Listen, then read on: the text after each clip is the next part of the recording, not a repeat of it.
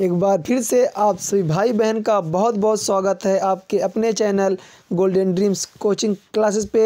एक लौता चैनल जो आपको इकोनॉमिक्स के सारे इम्पोर्टेंट वीडियोस दे रहा है, लगातार आपको वीडियोस प्रोवाइड करा रहा है। इस चैनल पे आपको 70 दिन तक लगातार वीडियो मिलेंगे, ठीक है ना, नॉन स्टॉप। जब तक आपका पेपर ख़त्म नहीं होगा तब तक लगातार वीडियो मिलते रहेंगे। अगर आप चैनल पे आए हैं पहली बार तो चैनल कर लीजिए सब्सक्राइब, ताकि ऐसे ही आपको इम्पोर्टेंट वीडियोस मिलती रहें। तो चलिए शुरू करते हैं वीडियो। इसके पहले मैंने आपको बताया कि बेस्ट अर्थशास्त्र क्या होता है, इसकी परिभाषा क्या है, लाभ, उद्देश्य, विशेषता, मैंने सब कुछ बेस्ट अर्थशास्त्र में बताया। आज मैं आपको बताऊंगा समष्टि अर्थशास्त्र के बारे में। बहुत सारे बच्चों का कमेंट था कि वीडियो से थोड़ा लंबा बनाइए, तो आज का वीडियो थोड़ा लंबा बनेगा, तो आप लोग वीडियो को पूरा देखना है। तो चलिए शुरू करते हैं वीडियो। तो समष्टि अर्थशास्त्र का अर्थ, तो समष्टि अर्थशास्त्र आर्थिक विश्लेषण उस शाखा को कहते हैं जो समस्त अर्थव्यवस्था तथा अर्थव्यवस्था संबंधित बड़े योगों व औसतों का, जैसे कुल राष्ट्रीय आय है ना, कुल उत्पादन एवं राष्ट्रीय आय, कुल विनियोग, कुल रोजगार, कुल उपभोग आदि, उनके व्यवहारों और पारस्परिक संबंधों का अध्ययन करता है। यानी समझे, जो समष्टि अर्थशास्त्र होता है वो संपूर्ण अर्थशास्त्र का अध्ययन करता है। यह छोटी छोटी इकाइयों का अध्ययन नहीं करता है, उन छोटी छोटी इकाइयों के योग का अध्ययन करता है, ठीक है ना। जैसे हम व्यष्टि अर्थशास्त्र में क्या पढ़ते हैं, व्यक्तियों की आय, व्यक्तियों के उत्पादन, तो इसमें व्यक्ति का उत्पादन न होकर राष्ट्र का राष्ट्रीय उत्पादन होगा, व्यक्ति प्रति व्यक्ति आय न होकर राष्ट्रीय आय होगी, ठीक है ना। इसमें संपूर्ण का अध्ययन किया जाता है, बड़ी बड़ी इकाइयों का अध्ययन किया जाता है, ठीक है ना। जिस प्रकार से व्यष्टि अर्थशास्त्र में छोटी छोटी इकाइयों का अध्ययन किया जाता है, उसी प्रकार से समष्टि अर्थशास्त्र में व्यापक इकाइयों का अध्ययन किया जाता है। इसे व्यापक अर्थशास्त्र भी कहा जाता है। चलिए इसकी परिभाषा देखते हैं। तो इसकी परिभाषा है, समझ की परिभाषा क्या है, प्रोफेसर बोल्डिंग के अनुसार समष्टि अर्थशास्त्र का संबंध व्यक्तिगत मात्राओं के अध्ययन से नहीं बल्कि इन मात्राओं के समूह से होता है।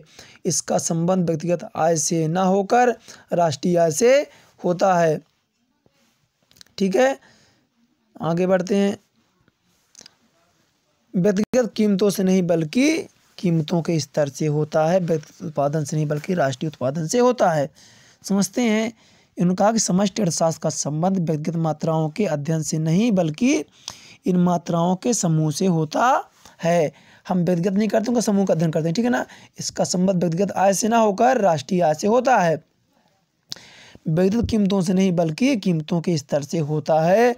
व्यक्तिगत उत्पादन से नहीं बल्कि राष्ट्रीय उत्पादन से होता है। आप वीडियो को पूरा देखेंगे तो चीज़ें आपके समझ में आएंगी, और पढ़ने की आदत डालें, थोड़ा थोड़ा आदत डालें, धीरे धीरे पढ़ने की आदत हो जाएगी। अब आपको तैयारी करना है, क्योंकि हमारा टारगेट है प्रत्येक बच्चा 90 के ऊपर जाए, ठीक है ना। सुल जी ने कहा कि समष्टि अर्थशास्त्र का मुख्य यंत्र राष्ट्रीय आय विश्लेषण है। क्या कहा इन्होंने, कि समष्टि अर्थशास्त्र का मुख्य यंत्र राष्ट्रीय आय विश्लेषण है, ठीक है। तो चलिए, इन्होंने कहा कि भैया याद रखना इस पॉइंट को, कि समष्टि अर्थशास्त्र का मुख्य यंत्र राष्ट्रीय आय विश्लेषण है, ठीक है ना।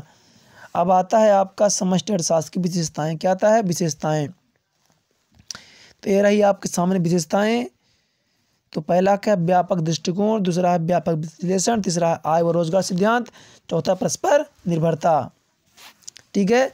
आप अगर अभी तक आपने चैनल सब्सक्राइब नहीं किया तो चैनल सब्सक्राइब करें, और वीडियो जरूर अपने दोस्तों पे शेयर किया करें, ठीक है ना।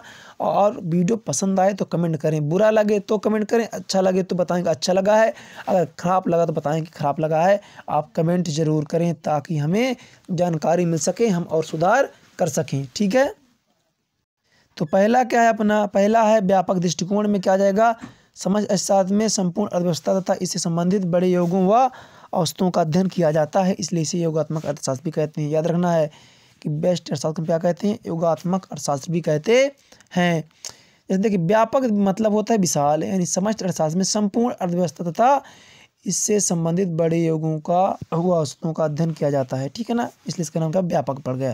दूसरा आता है व्यापक विश्लेषण। समष्टि अर्थशास्त्र में व्यक्तिगत विश्लेषण न होकर व्यापक विश्लेषण होता है, इसलिए इसमें सरकार के मौद्रिक एवं राजकोषीय नीतियों का अध्ययन किया जाता है। ठीक है ना। समष्टि अर्थशास्त्र में व्यक्तिगत विश्लेषण न होकर व्यापक विश्लेषण होता है, इसलिए इसमें सरकार के मौद्रिक एवं राजकोषीय नीतियों का अध्ययन होता है। ठीक है। तीसरा आता है आय और रोजगार सिद्धांत। तो समष्टि अर्थशास्त्र में राष्ट्रीय आय तथा कुल रोजगार का अध्ययन केंद्रीय स्थान रखता है, इसलिए इसे आय और रोजगार सिद्धांत कहते हैं। समझे बात को कि समष्टि अर्थशास्त्र में राष्ट्रीय आय तथा कुल रोजगार का अध्ययन केंद्रीय स्थान रखता है ना। इसमें हम क्या करते हैं, समष्टि अर्थशास्त्र में राष्ट्रीय आय तथा कुल रोजगार का अध्ययन करते हैं, इसलिए इसे हम क्या कहते हैं, आय रोजगार सिद्धांत भी कहते हैं। चौथा आता परस्पर निर्भरता। तो समष्टि अर्थशास्त्र में समूहों व वस्तुओं का अध्ययन होने के कारण यह एक दूसरे से इतने संबद्ध होते हैं कि एक समूह या औसत में परिवर्तन का प्रभाव दूसरे समूह या औसत पर पड़ता है। समझें कि समष्टि अर्थशास्त्र में समूहों वस्तुओं का अध्ययन होने के कारण इसमें क्या होता है, समूहों का अध्ययन होता है ना। जैसे 1 2 3 बहुत सारे समूह हो गए, इनका अध्ययन होता है। अगर एक समूह का प्रभाव पड़ा है तो उसका प्रभाव दूसरे समूह में पड़ता है। चलिए अब देखते हैं समष्टि अर्थशास्त्र का महत्व। तो समष्टि अर्थशास्त्र के निम्नलिखित महत्व हैं। पहला होगा जटिल अर्थव्यवस्था के संचालन को समझने में सहायक। पहला क्या है आपका, जटिल अर्थव्यवस्था के संचालन को समझने में सहायक। दूसरा है आर्थिक नीतियों के निर्माण में सहायक।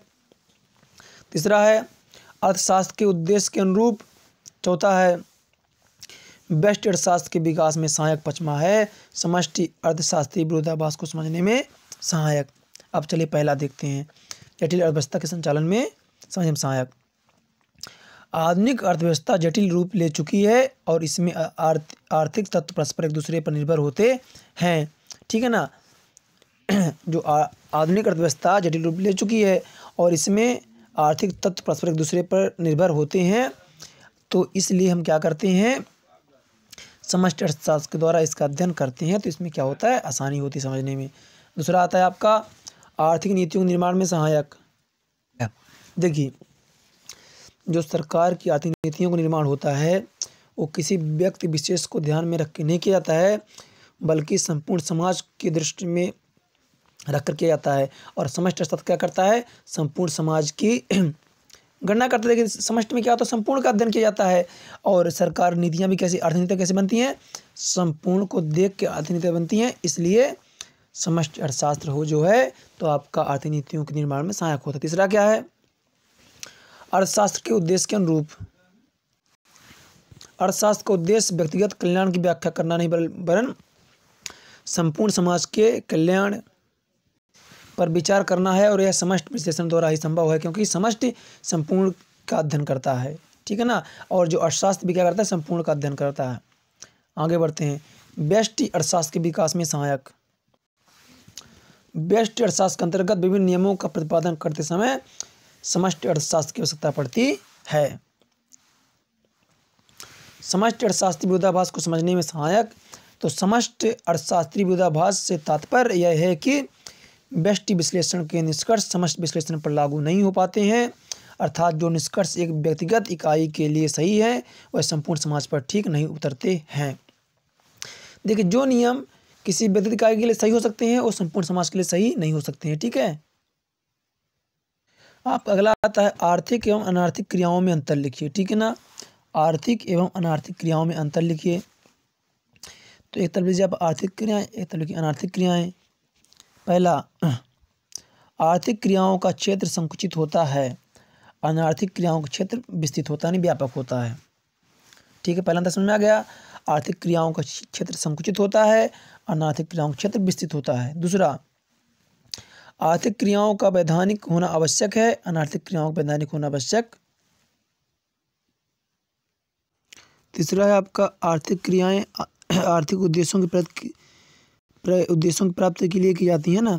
आर्थिक क्रियाएं क्या होती हैं आपकी, आर्थिक क्रियाएं आर्थिक उद्देश्यों की प्राप्ति के लिए की जाती हैं। अनार्थिक क्रियाएं सामाजिक एवं वैज्ञानिक उद्देश्यों की प्राप्ति के लिए पूर्ति के लिए की जाती हैं। ठीक है ना। चौथा हो जाएगा, जो कार्य धन प्राप्ति के लिए किए जाते हैं उन्हें आर्थिक क्रियाएं कहते हैं, जो कार्य धन प्राप्ति के लिए नहीं किए जाते उन्हें अनार्थिक क्रियाएं कहते हैं।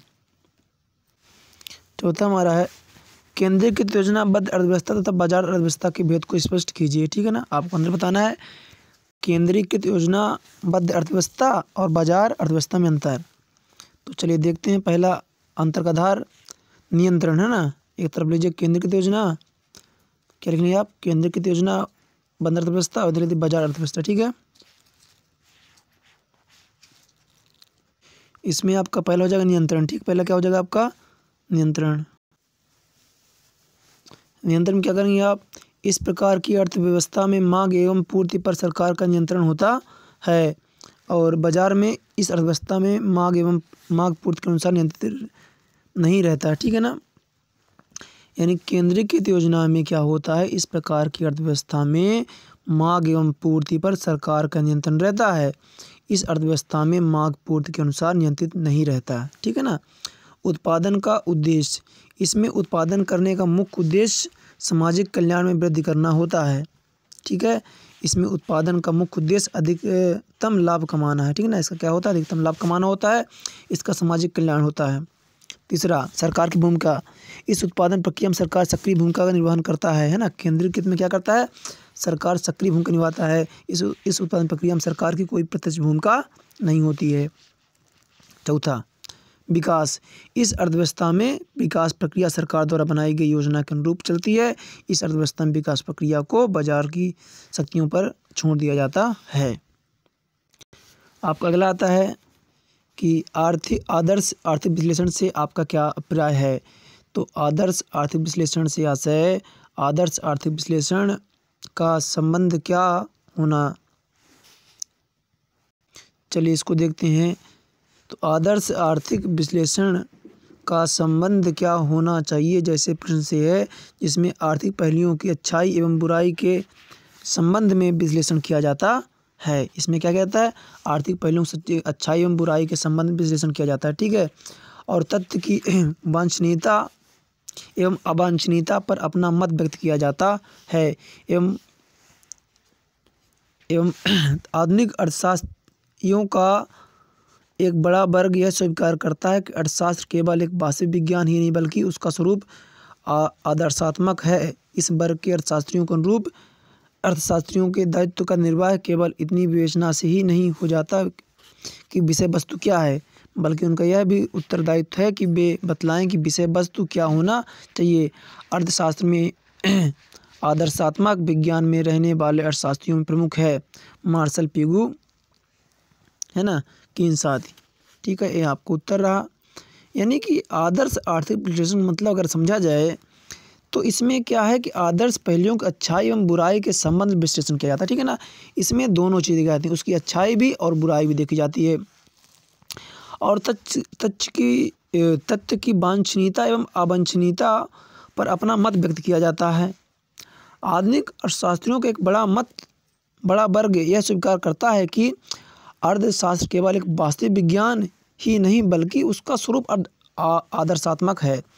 ये विज्ञान नहीं है, उसका स्वरूप भी क्या है, आदर्शात्मक है। इस वर्ग के शास्त्रियों के अनुसार अर्थशास्त्रियों के दायित्व का निर्वाह केवल इतनी विवेचना ही नहीं हो जाता कि विषय वस्तु क्या है ना, बल्कि उनका यह भी उत्तरदायित्व है कि बतलाएं विषय वस्तु क्या होनी चाहिए, क्या है तो ठीक है, और क्या होनी चाहिए यह भी उसको बतलाना है। ठीक है, फिर आपका आता है व्यष्टि एवं समष्टि अर्थशास्त्र में अंतर इस पर कीजिए। ठीक है ना, आपको बताना व्यष्टि और समष्टि अर्थशास्त्र में अंतर। तो पहला देखते हैं अंतर। तो व्यष्टि अर्थशास्त्र में आर्थिक इकाई के एक भाग का अध्ययन किया जाता है, जैसे एक उत्पादक, एक उपभोक्ता, एक विनियोजक, एक व्यापारी आदि। और समष्टि अर्थशास्त्र में संपूर्ण अर्थव्यवस्थाओं का एक बृहद इकाई के रूप में अध्ययन किया जाता है। इसमें बृहद अध्ययन किया, ठीक है ना। इसका उद्देश्य संसाधनों को सर्वोत्तम आवंटन है, इसका उद्देश्य संसाधनों के पूर्ण रोजगार एवं विकास से होता है। ठीक है। तीसरा, इसके मुख्य उपकरण मांग एवं पूर्ति हैं, इसके मुख्य उपकरण समग्र मांग एवं समग्र पूर्ति हैं। ठीक है। व्यष्टि अर्थशास्त्र की मुख्य समस्या कीमत निर्धारण है और समष्टि अर्थशास्त्र की मुख्य समस्या आय एवं रोजगार का निर्धारण है।